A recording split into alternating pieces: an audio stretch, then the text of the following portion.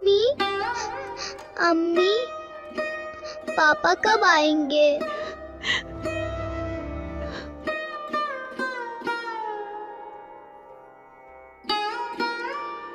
अवध की खुशबू और काशी की ठंडी हवाएं हर किसी को अपना बना लेती है।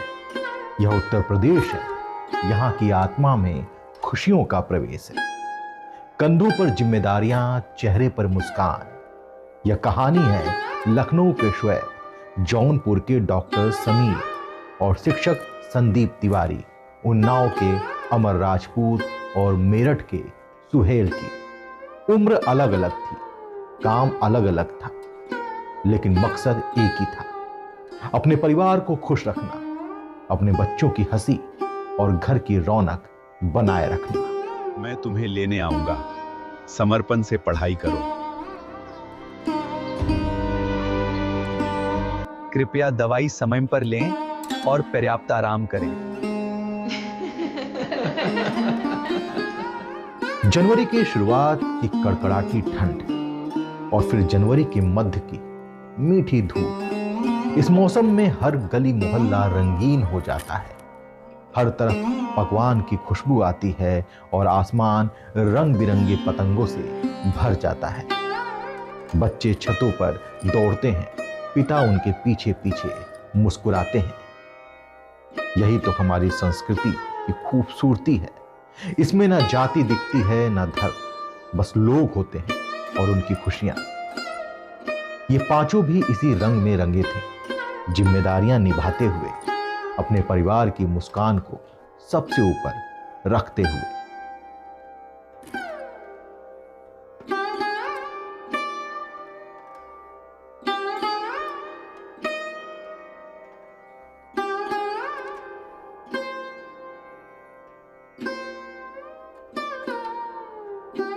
ये दिन बड़ा खास था।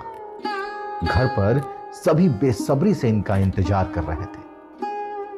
पतंगबाजी का आनंद, मिठाइयों की खुशबू और त्योहारों की रौनक सबके चेहरों पर झलक इस दौरान बनी रहती थी। लेकिन जैसे ही ये सभी अपने अपने घर की ओर रवाना हुए, सड़क पर अचानक सब गिर पड़े, जैसे किसी अदृश्य शक्ति ने उन पर प्रहार कर दिया। अलग अलग जगह पर, अलग अलग समय, ये पांचों बाइक से जाते वक्त चाइनीज मांझे की चपेट में आ जाते हैं। चाइनीज मांझा इनके गर्दन में लिपट जाता है और इनकी गर्दन कट जाती है। खून बहने की वजह से इनकी मृत्यु हो जाती है। हंसी और खुशी की हवा पल भर में डर और शोक में बदल गई और पतंगों की रंगीन डोरें अब जानलेवा बन गई। ये केवल हादसे नहीं थे, ये परिवारों के टूटे सपनों की कहानी थी।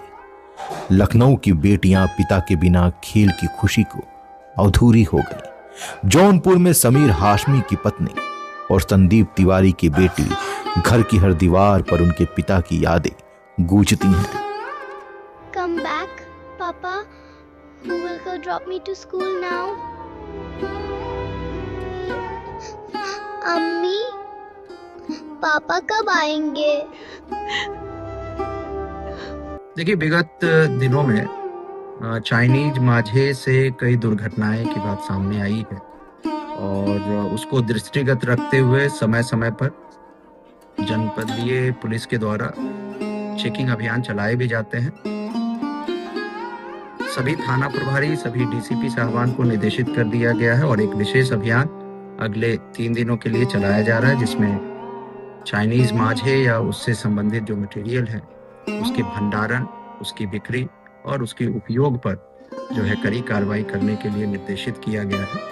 कोई भी व्यक्ति जो इसका उपयोग करता है, इसको बेचता है, इसका भंडारण कर रहा है, उन सभी के बारे में जानकारी इकट्ठा करते हुए और उन पे रेड करने की कार्रवाई जो है वो सभी थाना प्रभारी को निर्देशित किया गया है।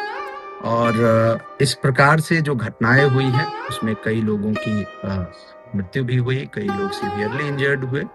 तो ऐसे लोगों पे जिनके द्वारा लापरवाही से इसका उपयोग किया जा रहा है, उनके ऊपर कठोर विधिक कार्रवाई की जाएगी। सभी थाना प्रभारी, सभी चौकी प्रभारियों को निर्देशित कर दिया गया है कि जो भी इस चाइनीज माझे या उससे संबंधित जो मटेरियल है उसके भंडारण, उसकी बिक्री और उसके उपयोग जो भी कर रहे होंगे उनके विरुद्ध कठोर कार्रवाई। पतंगबाजी हमारी परंपरा है, लेकिन जब यह जानलेवा चीनी मांझे से मिलती है तो वही परंपरा डरावनी बन जाती है। सतर्क रहें, सुरक्षित रहें और अपने परिवार और समाज को बचाएं। हवा में उड़ती पतंगे हमें याद दिलाती हैं, खुशी उड़ाने के लिए है, डराने के लिए नहीं।